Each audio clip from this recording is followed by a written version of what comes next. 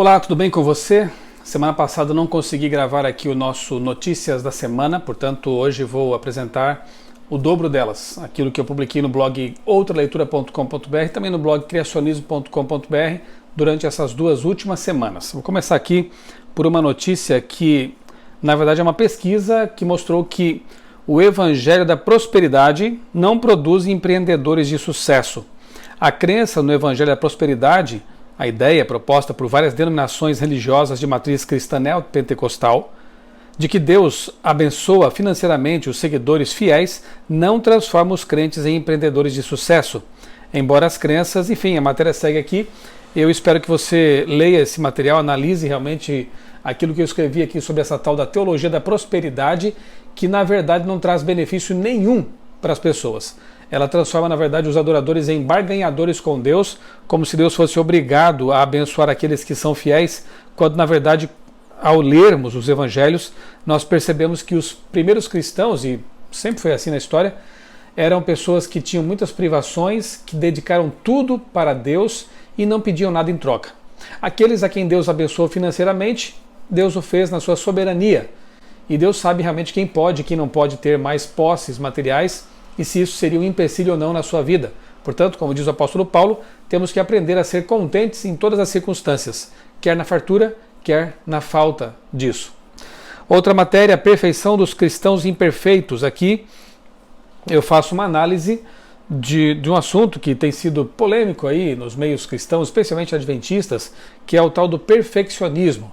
Perfeição cristã é uma coisa, perfeccionismo é outra. Qual a diferença entre elas e o que significa na Bíblia ser perfeito?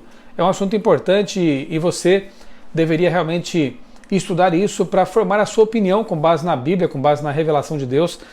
E, por exemplo, tem um texto aqui de Ellen White, Parábolas de Jesus, página 65, com o qual eu abro o artigo e diz assim: nossa vida pode ser perfeita em cada fase de desenvolvimento, contudo, haverá progresso contínuo se o propósito de Deus se cumprir em nós. A santificação é obra de toda uma vida.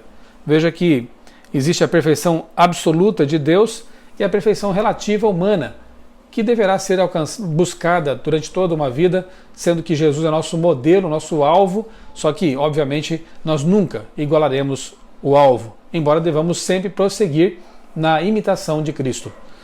Outro texto que chamou bastante atenção há 2 semanas foi o fato de que o Papa Francisco aprovou a mudança na oração do Pai Nosso.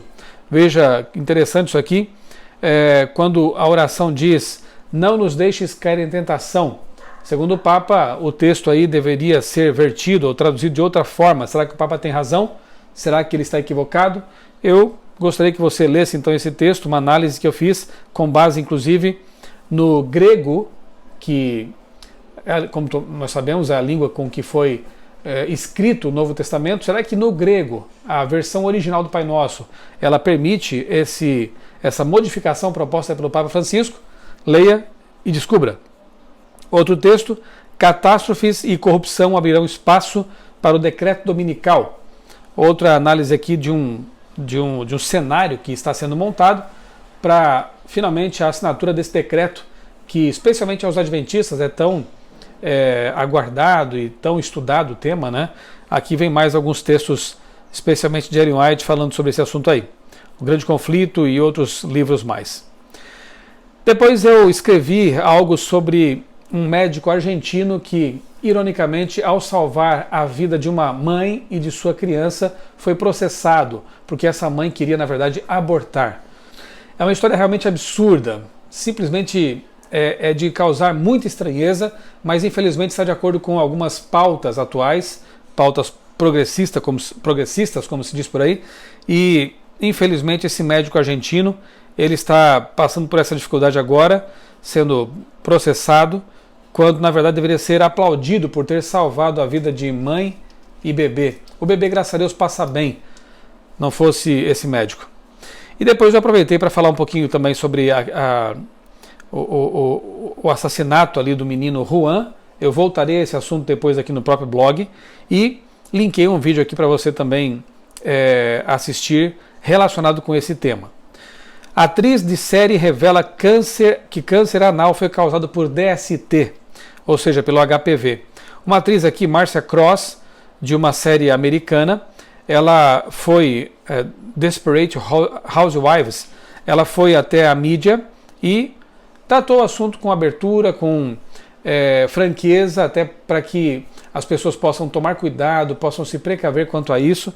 E o mais curioso, triste também, claro, é que o marido dela, o companheiro dela, ele está com câncer, teve um câncer de garganta causado pelo mesmo vírus que causou o câncer anal nessa atriz. Portanto, a gente vê aqui mais dois casos que têm preocupado as autoridades. Mesmo com a vacinação contra o HPV, os casos têm aumentado assustadoramente. As doenças venéreas de modo geral, os DSTs, sexualmente transmissíveis de modo geral, têm aumentado, e inclusive casos de supergonorreia e por aí vai. Se as pessoas levassem em conta os padrões, os critérios, e a análise que eu faço aqui no fim do texto é essa, bíblicos, divinos, para com respeito ao sexo, muitos desses problemas seriam evitados e a sexualidade poderia ser desfrutada sem problemas psicológicos, emocionais, de saúde, mas as pessoas infelizmente acabam querendo ter uma vida diferente daquela que Deus planejou, inclusive no que diz respeito à sua sexualidade, e acabam colhendo as consequências desse comportamento desregrado. É uma pena. Policial feminina adventista tem a fé provada e abençoada por Deus. O testemunho belíssimo da policial Kellen Maia, do Distrito Federal. Realmente uma prova de fé, e ela passou aqui com nota 10, né? E deu um testemunho muito bonito a respeito de fé e confiança em Deus. Leia esse testemunho, veja como realmente é importante mantermos os nossos princípios e sermos fiéis à lei de Deus, e ver como Deus honra aqueles que lhe são fiéis. Outra matéria, mídia a serviço da desconstrução do casamento original. Aqui eu falo sobre uma matéria de capa da revista Marie Claire. Depois comento um pouco aqui sobre a campanha que foi feita por uma grande rede de lojas no Brasil a respeito do Dia dos Namorados, e colocando aqui um casal, entre aspas, casal do mesmo sexo. A boneca Barbie usando aqui um slogan também da militância LGBT. Enfim, uma matéria que não trata, obviamente, daquilo que as pessoas fazem, não tem nada a ver com a homofobia, com crítica às pessoas, mas uma análise de como a mídia tem sido usada para impor um tipo de conduta, um tipo de pensamento, para que as pessoas possam aceitar isso e se enquadrar numa agenda também que tem sido bastante promovida pela mídia secular, ou setores da mídia secular. Quando liberais e fanáticos fazem estragos na igreja, que fiz uma análise sobre o perigo. Na verdade, o mal causado tanto por liberais no que diz respeito ao comportamento, às regras, aos princípios, valores que norteiam uma fé, uma religião, e por outro lado, o mal causado também por conservadores fanáticos. E veja que coisa mais paradoxal. Se por um lado os fanáticos eles distorcem e apresentam de modo negativo os escritos, por exemplo, de Ellen White, como se ela fosse uma fanática como eles, por outro, os ditos liberais acabam minimizando tanto esses escritos que os desconsideram no fim das contas. Então, esses dois grupos causam problemas, são deletérios para a igreja, e nós deveríamos buscar realmente aquilo que nós chamamos de equilíbrio, né? Uma religiosidade verdadeira, baseada em princípios bíblicos bem compreendidos e que não tem nada a ver com críticas, com ofensas, com amarguras, mas sim com a pregação do Evangelho e com a vivência do Evangelho também prático na vida, de uma forma leve, de uma forma tranquila e de uma forma que represente bem o Evangelho de Cristo. Santo Antônio, a afronta da emissora e o caso Juan. Aqui eu falo sobre uma campanha, uma propaganda que foi ao ar numa TV no Brasil, uma rede de TV brasileira, em que no dia 13 de junho, o dia do santo católico Antônio, que é tido como santo casamenteiro, essa emissora então colocou lá o slogan que Santo Antônio abençoe todos os casais. Depois mostrava um casal hétero, casal original, digamos assim, e dois casais, entre aspas, formado por pessoas do mesmo sexo. A análise que eu proponho aqui é a seguinte: ao mesmo tempo que se exige respeito para com os homossexuais, e deva-se ter respeito mesmo para com todos os seres humanos, essa emissora desrespeita uma visão de mundo católica e também cristã. Porque a maior parte dos cristãos não concorda com esse tipo de casamento, digamos assim, entre aspas, embora respeite as pessoas que advogam ou que vivem a homossexualidade, não concordam com esse estilo de vida homossexual. E essa TV faz uma afronta aqui a esses religiosos. O respeito deveria ser de mão dupla, não é verdade? Será o fim do terraplanismo e da negação de que o ser humano foi à Lua? Depois de tantas vezes em que eu falei sobre essa ideia do terraplanismo, essa hipótese estranha em pleno século XXI, eu falo aqui então sobre os projetos futuros de agências espaciais como a NASA e mesmo da Índia, que planejam nos próximos anos colocar seres humanos em órbita da Lua e finalmente em 2024 levar um casal de seres humanos novamente à Lua. Será que dessa vez os terraplanistas vão se contentar com as evidências ou mais uma vez irão apelar para as teorias da conspiração, vão dizer que tudo não se passa de uma encenação, enfim.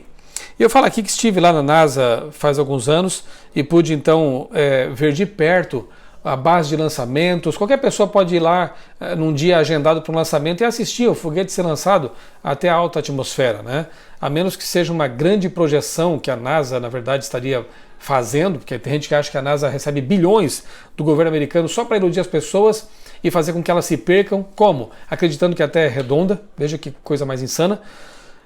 Ou então, as pessoas podem fotografar, filmar, assistir esses lançamentos e perceber realmente que existe tecnologia, sim, para levar material, pessoas ao espaço, à órbita da Terra, inclusive além, porque a Lua, em termos astronômicos, é logo ali, é perto, né?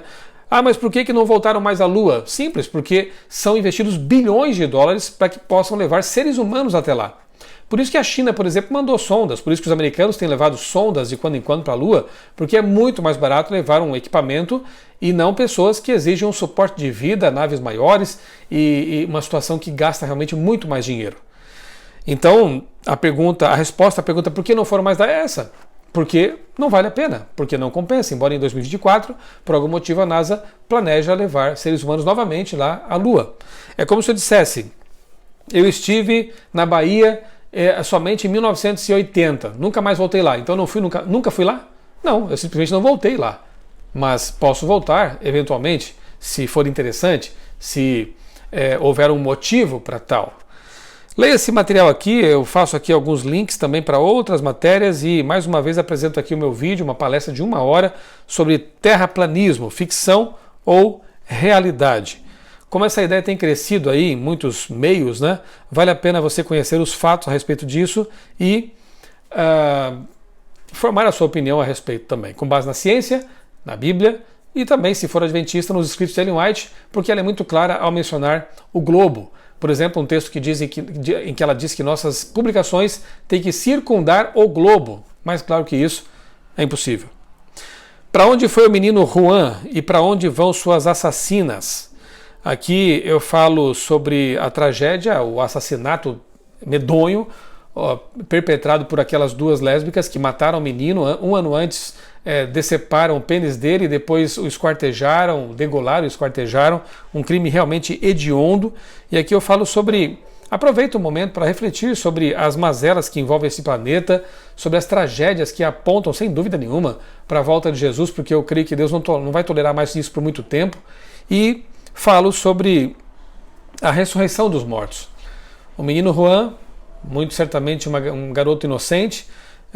Eu fiz aqui essa reflexão com base numa charge, né, num cartoon que foi publicado na internet, muito tocante, em que Juan aparece no colo de Jesus na eternidade, e aí Jesus fala para ele não chorar mais, porque tudo isso já passou e que ele vai cuidar dele. Menino Juan não teve mãe aqui na Terra, não teve pai, não teve carinho, foi uma tragédia após a outra. Então, nada mais confortante do que saber que na ressurreição, na vida eterna, ele terá todo o carinho, todo o amor, toda a compreensão por parte dos anjos de Jesus e dos remidos também.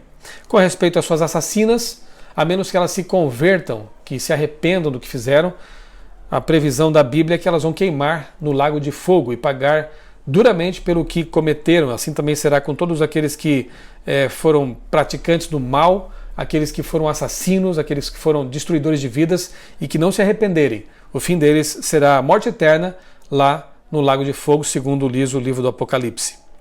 Fiz aqui um link também para a matéria que diz que os pais do Vale do Silício estão restringindo o uso de celulares e tablets pelos filhos. Então, se essas pessoas que desenvolvem programas, equipamentos, estão conscientes de que o excesso no uso deles é prejudicial para os filhos, por que nós, que somos os consumidores desses equipamentos e programas que eles produzem, também não vamos tomar cuidado no que diz respeito ao uso consciente desses equipamentos? Que você possa se informar a respeito disso e tomar também providências para o uso, especialmente das crianças, no que diz respeito a essa exposição às tecnologias de tela. Papa menciona a emergência climática e Trump parece estar mudando de ideia. Aqui, mais uma vez, eu faço uma reflexão a respeito do tal do ecumenismo, que é o esforço mundial para se preservar a Terra de um aquecimento global supostamente antropogênico, e o Papa então está aumentando o tom aqui, de quando em quando ele tem falado sobre isso, e agora ele disse que estamos vivendo uma emergência climática. Até então, a posição de Donald Trump, presidente norte-americano, era de não dar muita importância para esse assunto das mudanças climáticas, mas parece que as coisas estão mudando, e ele agora tem dado um pouco mais de ouvidos a esse assunto. Obviamente que, estando alinhados, Estados Unidos e o Vaticano, a assinatura do decreto dominical será muito mais fácil, porque uma das propostas do Papa justamente é o descanso dominical. Isso está na carta Laudato Si, na epístola do Papa Francisco, em que numa sessão inteira ele fala que o domingo seria uma boa proposta para salvar o planeta, um dia de baixo carbono, e parece que os americanos estão também caminhando nessa direção. Nada mais profético do que isso, né? Realmente é um cenário bem favorável à aceitação e depois a assinatura de um decreto como o decreto dominical. E finalmente, publiquei aqui ontem um artigo do meu amigo Marco Dourado, que fala sobre 1 Samuel capítulo 15, uma reflexão aqui sobre a postura de Saul, dos amalequitas, e o que isso tem a ver com a guarda do sábado ou do domingo. Vale a pena ler essa reflexão aqui do Marco, né? E também refletir sobre os mandamentos de Deus, a importância de guardá-los e por que guardá-los. Bem, essas são as notícias das 2 últimas semanas no blog Outra Leitura. Espero que você visite esse blog, leia os materiais ali colocados, para que você possa ter uma, como diz aqui o slogan do blog, lendo o mundo com as lentes do cristianismo, para ajudar você a ter uma cosmovisão cristã bíblica e assim enxergar a realidade com essas lentes e poder analisar criticamente, biblicamente, o mundo que te rodeia, as informações que chegam até você, tá bom? Não esqueça de curtir aqui o nosso canal, dar um like no vídeo, acionar o sininho também do canal aqui é importante, porque assim você passa a receber, toda vez que eu postar um vídeo novo, você recebe o aviso aí em seu celular, em seu tablet, em seu computador, e pode acompanhar então as produções que eu tenho feito aqui voluntariamente e caseiramente também em meu blog, tá bom? Um grande abraço para você e um feliz sábado!